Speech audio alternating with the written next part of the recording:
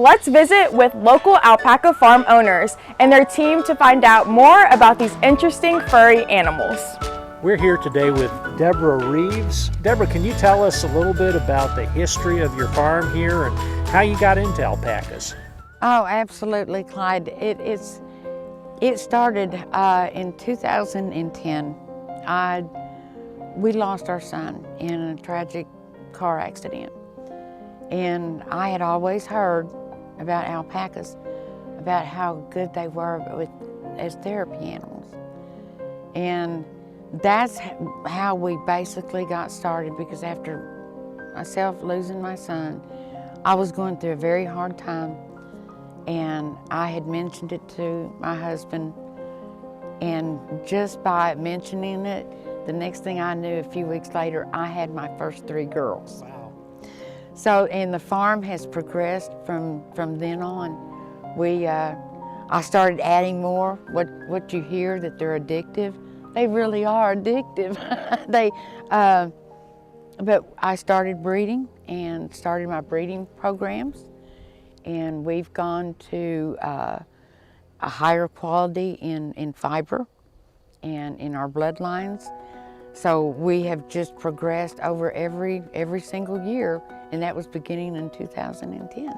We have a small rescue farm. I work with Southeast Llama Rescue, and a wonderful byproduct of having llamas and alpacas, whether they're rescue or any other kind, is you get fiber every year. All of the parts of the fiber that you'll learn today, there's 3 different sections of the fiber that comes off of alpacas. You'll have the prime, which is the blanket. It comes over the back, and that's what you want to use on the quality stuff that's going to be against your skin. It's the softest and everything.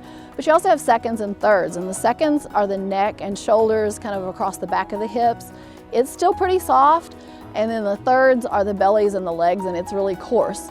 And the coarse stuff is great for felting. You can get felted insoles, you can do felted blankets. There's a lot of different things you can do with the felting.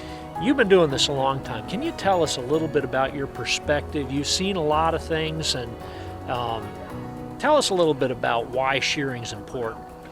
Well, that's a very good question, Clyde. We see a lot of things. We just had an instance a few weeks ago in Oklahoma dealing with fly strike in an alpaca. Now, let me stop you. Fly strike, what does that mean? That means that flies have gotten into a wound on the alpaca and laid their eggs, and then they hatch, or they turn into maggots, okay, which eat away the flesh. Ooh. And so it was quite a smelly, nasty circumstance, but we were able to get her sheared and to expose the wound, and then we were able to flush out all the maggots and allow it to get a chance to start to heal. Okay. That'll be a slow process, but I've seen some pictures that the customer sent me since then, and the alpaca is healing up, and I believe that she's going to be okay. Oh, that's good But news. had we not sheared that animal, there would not have been any chance to have healed that up and to dry it out so that the maggots would go away. And I've observed that in sheep over the years many times. Not so much today because of the advancements in wormers, Okay. but there was a day that when green grass first came out and the sheep first went on green grass, that they were very susceptible to fly strike or to maggots, and it's nasty. So shearing the animal is just the best hygiene you can do for the animal, plus it's a very harvestable product, obviously. Okay, all right. We trimmed some teeth on alpacas today. The regular teeth we just trim to keep them even or for length. The fighting teeth are something different. The male alpacas, we see them come in at around 4 to 5 years old, and they curve backwards and they're very sharp. And in a head-to-tail fight, they're meant to neuter an opposing male. And I've observed that in some alpacas in the past.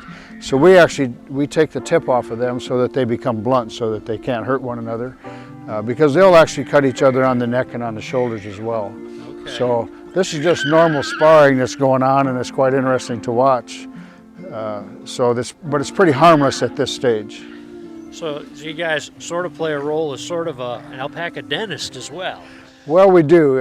It's an important service to trim them. There's different ways to go about it, but we already have the alpaca tied down.